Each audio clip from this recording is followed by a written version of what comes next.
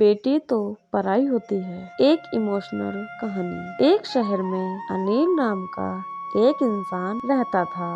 अनिल एक कपड़ों की दुकान पर काम करता था। उसकी बहुत साल पहले शादी हो गई थी। अनिल को हमेशा से लड़का चाहिए था। लड़का यह वंश का कुल दीपक होता है, पिता का नाम रोशन करता है और बुढ़ापे का सहारा होता है। पर लड़की शादी करके चली जाती है, ऐसी सोच रखने वाला है पड़ोसियों को भी यह बात बताता था। शादी के कुछ साल बाद उसे 2 लड़के हुए। बड़े बेटे का नाम करण और छोटे बेटे का नाम किशन रखा। बाद में कुछ सालों बाद उनकी पत्नी का निधन हो गया। के बाद उसी ने उन दोनों बेटों का ख्याल रखा। समय बीता और उसके दोनों बेटे बड़े हो गए और अब दोनों बेटे नौकरी कर रहे थे। दोनों की शादी भी हो गई। शादी होने के बाद भी वह सब एक साथ ही रहते थे। कुछ साल एक साथ खुशी में गए, लेकिन बाद में दोनों भाई एक दूसरे के साथ झगड़ा करने लगे। दोनों बहुओं में छोटी छोटी बातों पर भेदभाव होने लगी। ये सब देखकर अनिल को बहुत बुरा लगता था। अब दोनों ने अलग रहने का निर्णय लिया और वह अलग हो गए। फिर पिताजी का ख्याल कौन रखेगा, ऐसा सवाल निर्माण हुआ। दोनों बेटे एक महीना संभालेंगे, ऐसा तय किया। अनिल एक बेटे के साथ 1 महीने के लिए रहने लगा, फिर दूसरे बेटे के पास 1 महीना, ऐसा उसका बंटवारा हुआ। पर जैसे जैसे वक्त बीतता गया, वैसे वैसे बहुएं और बेटों में अनिल को लेकर झगड़ा होने लगा। दोनों बेटों के घर में झगड़े के कारण अनिल रहने लगा। ये बात अनिल को अच्छे से समझ आई थी। अब अनिल को पुरानी यादें याद आने लगी थी। उसने जिंदगी में कितनी बड़ी गलती की थी, ये उसे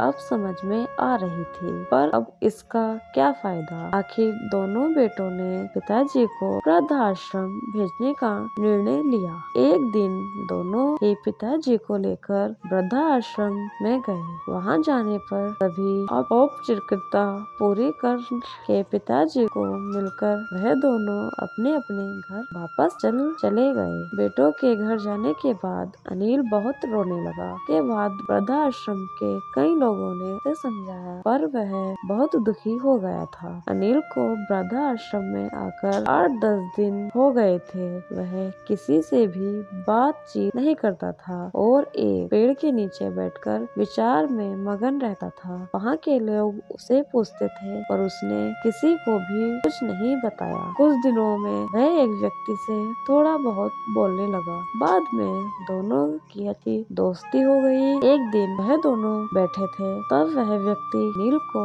अपनी कहानी बताने लगा। वह बोला कि मुझे एक ही बेटा है, वह मेरे साथ छोटी छोटी बातों पर झगड़ा करता था। इस बात को मैं बहुत उब गया था। उस वजह से मैंने वृद्धाश्रम में रहने का निर्णय लिया। मुझे कभी कभी लगता था कि मुझे बेटे के साथ एक बेटी भी होती तो कितना अच्छा होता। कदाचित आज वह मेरे बुढ़ापे की लाठी बन सकती थी। उसका बोलना सुनकर अनिल और ज्यादा दुखी होगा और वह बहुत गहरे विचारों में खो गया। अनिल को दुखी अवस्था में देखकर उसके दोस्त ने इंसान ने पूछा, आप क्या सोच रहे हो? आपके सामने देखो। उसे देखने वाले 2 व्यक्तियों में से एक हमारे वृद्धाश्रम के मालिक हैं। उनका नाम कैलाश सेठ है और दूसरी उनकी बेटी है, उसका नाम आराध्या है। वृद्धाश्रम का सारा काम उनकी बेटी संभालती है। कैलाश सेठ को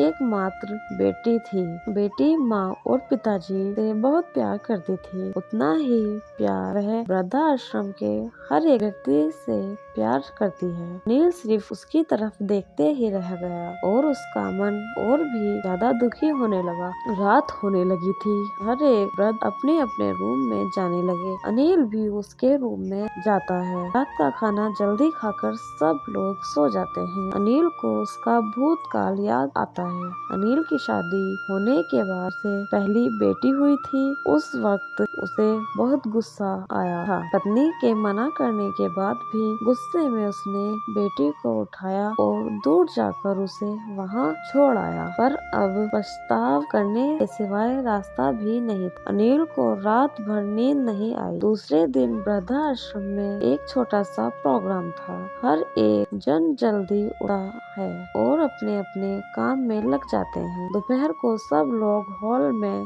एकत्र हुए। कैलाश सेठ और आराध्या भी आए हैं। वहाँ पर प्रोग्राम चालू था। तब कैलाश सेठ का ध्यान 2-3 बार अनिल की तरफ गया। अनिल उनको बहुत उदास बैठा हुआ दिखा। उनको लगता है कि शायद उनकी तबीयत अच्छी नहीं होगी। प्रोग्राम खत्म होने के बाद वह अनिल से बात करने के लिए उनके पास जाते हैं। वह अनिल को दुखी होने का कारण पूछते हैं। तभी अनिल बहुत रोने लगता है और थोड़ी देर बाद वह अपनी पूरी कहानी उनको बताता है कि मुझे भी पहली बेटी हुई थी और मुझे बेटी नहीं चाहिए थी, इसीलिए मैं गुस्से में आकर उसे छोड़कर आया। आज जब मैंने आपको आपकी बेटी के साथ देखा तो तभी मुझे समझ आया कि बेटी कितना प्यार करती है। मेरी बेटी भी मेरे साथ होती तो मुझे यहाँ वृद्धाश्रम में रहना नहीं पड़ता। मेरे दोनों बेटों ने मुझे दुख के सिवा कुछ भी नहीं दिया। मैंने किए हुए पापों की सजा